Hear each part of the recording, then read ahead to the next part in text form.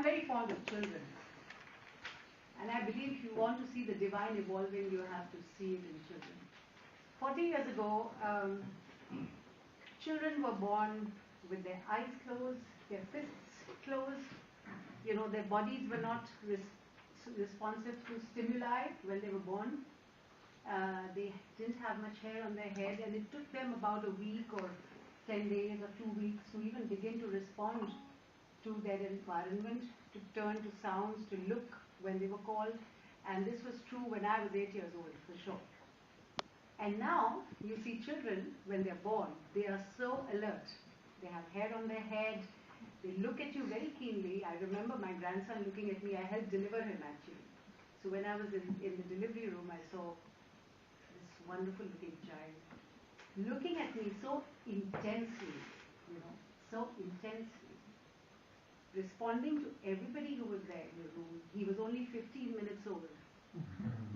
And he was looking at me as if to say to me, I know you from somewhere else. That's the feeling I got when I saw this child looking at me. Because it was direct, focused gaze. Now, I don't know if the child was even aware of what religion is. Or did it really matter? He was human. Born with either B positive or A or AB or O blood group, which can be in any part of the world. I know we've had blood transfusions and we don't know which religion it comes from when we need blood in a hospital. And then we get mixed, I guess, because we got blood from somebody who might not be Hindu or Jewish or Christian. So I really wonder very often about these things. And another very interesting experience I had just about a week ago, in fact, on Saturday, I'm a visiting research fellow in anthropology to Queen's University. So I did this one-day workshop. And part of that workshop was to look at cognition with respect to sound, with respect to music. So I demonstrated different ragas. So I just demonstrated a couple of them without words, just melody. And asked them if they could feel morning or evening or night, or a sense of rising or a sense of rest as an evening when they heard the music. And it was surprising that my students or the people who were attending the workshop from China, from France, from USA, from Northern Ireland, from England, all felt, according to how they were, either they were visual or they were sensory, so people are different. But they all got the same sense for the different kinds of melody, which did not lend itself to any intellectual idea. There were no words. And I didn't ask them which religion they belonged to. First of all, I myself am a religious mongrel, I think, because I'm born to a Hindu father, a Jain mother, also a Hindu father who doesn't follow the typical Hinduism because he became an Arya Samajist. You know, the word ism in India is a very recent development. There was no religion called Hinduism till about 200 years ago, maybe? Or maybe a little more than that? The British invented it to describe it. Exactly, yeah. There is no ism. It's an English word, first of all. So how can it be an Indian religion, right? So there was no Jainism, there was no Sikhism, there was no Hinduism till about 200 years ago. And yet it was there for thousands of years. But there is no one thing. There's no it. So how can you describe Hinduism as it? It's not there. There's a culture, there's a civilization which lends itself to many colors and allows many colors to exist. People who live there, I don't even want to call them Hindus or Jains or Sikhs, because that's a recent development, think that all colors are fine. Just like you have different colors of skin, you can have different choices of faith. You can have different choices of feeling divine. You can have different choices in loving. So it's a loving relationship between you and your idea or your symbol or your face of divinity. And that face might resemble you because it's a part of your region. So you want a face to look like you, right? You don't want a face to look like somebody else. If you're brown, you want your face to be brown, your divinity to be brown. If your face is white, you want your divinity to be white. If your face is yellow somewhere, you want your divinity to look yellow. So that's the difference. So this is what I grew up looking at because I was in a Christian school. I studied in a convent in India. So I used to sing Yesu Maria Pride every day. And then I had a church in that school. So I used to go and sit in the church and pray to Jesus. So that's why I say I'm a religious mongrel. Because it didn't matter to me. And there was no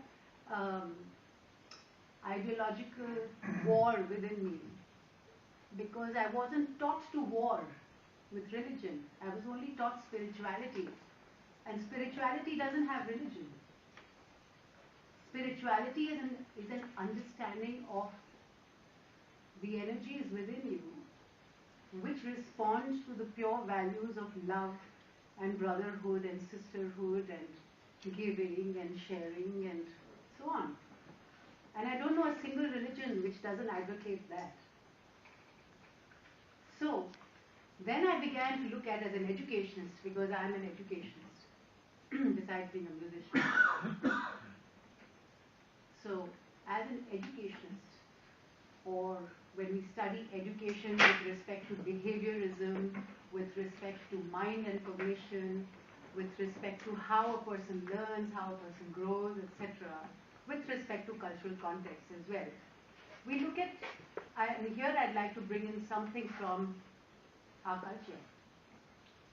There are 3 Sanskrit words which describe the human being, okay, or describe the movement of evolution or of life itself, or say the tree of life even, okay. So the first word I would say is Satyam. Now Satyam doesn't mean truth. Satyam means what is, right? Second word is Rhythm, which means process or rhythms or development. And the third is Brihat. Brihat means expansion, infinity, diversification. So in any culture across the world, you can look at these 3 stages of development of anything that exists, whether it's human or animal or a tree or anything. Anything that exists goes through 3 stages of manifestation. So the first stage is that you have oxygen, nitrogen, hydrogen in the soil, in the air.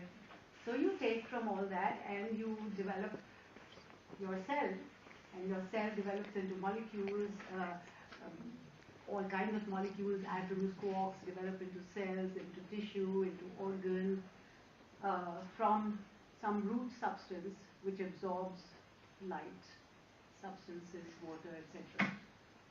to grow, and that growing then has a process. So if we were to look at a tree, there would be a root that soaks in all that, and then there's a stem where everything develops. And then it diversifies into colors and branches and leaves and fruits. So is a human being. So you have that root, which just like the tree uses oxygen and nitrogen, etc., etc. Whether it's Christian or Hindu or Jew or Baha'i or whatever, develops. And then there is a process where we are very earthy when we are born. It doesn't matter who's holding us, as long as we get our milk and as long as we get our sleep, we are fine. It doesn't matter who's holding us in her arms. And so we're very earthy when we're born. And then the next thing that develops in any human being is the emotions, the feeling of being loved. And we would respond to anybody who loves us. It doesn't matter where they come from. And it's only after these 2 stages that when we become 6 or 7 or 8 or 9, that the intellect, ideology begin to develop. And that's the point where this process, or the stem of the tree where the process is taking place, is from sensory understanding, from pure emotional understanding, we begin diversifying into ideology. And that can become a unifying factor or a dividing factor.